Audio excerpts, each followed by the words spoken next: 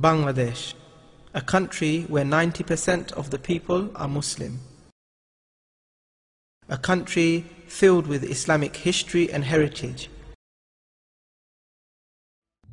However, Islam is under attack in Bangladesh. The current Awami League government, it appears, is determined to remove Islam from the public sphere in Bangladesh. Shajib Wajid Joy, the son of the current Prime Minister Sheikh Hasina, and Karl Clavacco in 2008 published an article entitled "Stemming the Rise of Islamic Extremism in Bangladesh." This article appeared in the Harvard International Review, where they argued that in the last 5 years, the purchasing of burqa has risen by 500%. The Awami League government must come to power to stop the selling of burqa in Bangladesh. After coming to power, this is what the Deputy Speaker of Bangladesh's Parliament, Shaukat Ali, is on record saying about the burqa.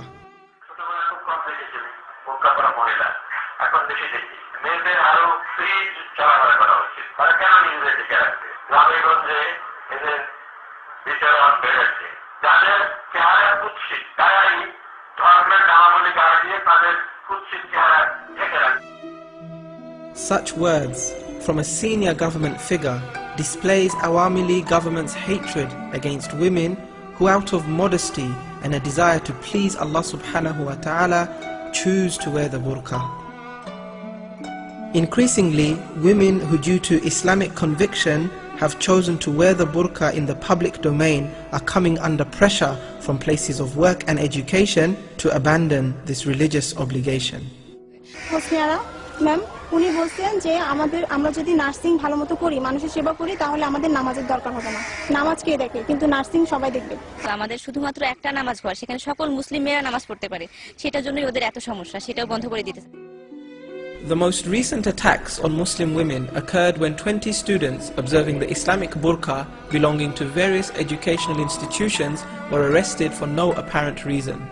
Police raided their offices and found copies of the Holy Quran, Islamic books, as well as other Islamic literature. However, the police falsely informed the media that their search uncovered terrorist literature and a plot to carry out a terrorist attack. The 20 women were taken to Ramna prison, where all 20 were forced into one prison cell. Despite the freezing conditions, the women were not provided blankets, nor did they have access to drinking water or food. The women complained about their inability to make ablution and pray. Their relatives were not allowed to visit them. Amongst the 20 arrested was a 5-month pregnant woman. She was not spared the humiliation and had to endure this harrowing experience despite her condition. In fact, this lady was forced to climb 8 flights of stairs at the courthouse, even though a lift was situated nearby. Shockingly, the judge approved 2 days of remand for 19 women, despite there being no evidence of them committing a criminal offence. It has been alleged that these women have been tortured and denied their human rights while in remand. They were forced to take off their hijab. They were dragged by their hair and forced to the floor.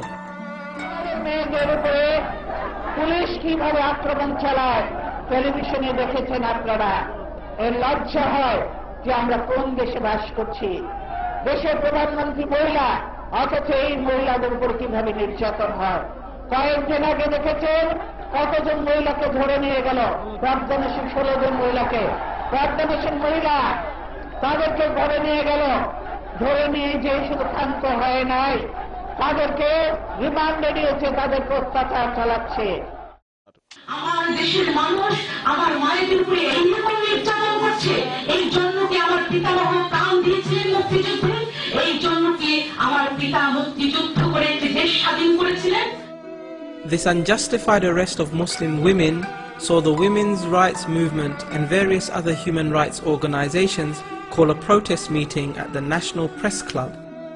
20 জন ছাত্রীকে যারা ধরে নিয়ে কাশিমপুর কারাগারে রেখেছে, তারা জন্মগতভাবেই তারা পর্দানসীন, অথচ তাদেরকে বোরকা পরতে যাচ্ছে না, তাদের বোরকাগুলি নিয়ে নেওয়া হয়েছে। যারা বঞ্চিত জীবন যাপন করছে ওখানে, তারা নিজেরাও জানে না কি তাদের অপরাধ। আর আমরা যারা তাদের জন্য আজকে উৎকণ্ঠায় ভুগছি, বিচলিত আছি, আবেগাহত অবস্থায় এখানে সমবেত হয়েছি। তারাও জানতে চায় কি তাদের অপরাধ। তারা একটা পাশ্চাত্যের ঢঙের তাদের কিছু মেয়ে দরকার, তারা সেরকম মেয়ে দেখতে চায়। তো সেরকম মেয়ের জন্য জায়গা জায়গা আছে, তোমরা সেদিকে যাও। আমাদের এই ঢেকে ঢুকে আমরা একটু ভালোভাবে মেধা চর্চা করে, নিজেদের ইজ্জত হেফাজত করে, আমাদের পরিবারের ইজ্জত হেফাজত করে, বাপমাকে কলঙ্কিত না করে, সমাজ রাষ্ট্রকে বঞ্চিত না করে, কলঙ্কিত না করে আমরা একটা ভালো কিছু করতে চাই। আমাদের উপর তোমাদের কেন এত হায়নার দৃষ্টি? While trying to enter the National Press Club to join this meeting, a further 11 burqa-wearing women were arrested. Once again, these women were detained without charge. In court, these women were forced to remove their hijab and burqa. 1,000 Muslim scholars have condemned these attacks on burqa-clad women, particularly the fact that their hijab was forcibly removed at the courthouse. The National Fatwa Board said in a statement that forcibly removing the burqa from these women is like declaring war against Islam. Even in non-Muslim countries, this kind of treatment toward Muslim women is unheard of. Attacks on Muslim women observing burqa has revealed the hatred that the Awami League has for Islam. Their actions has been condemned by political, religious and community leaders across the country. The Awami government must stop attacking Muslim women who choose to wear the burqa. They must end their attack against Islam and Muslims.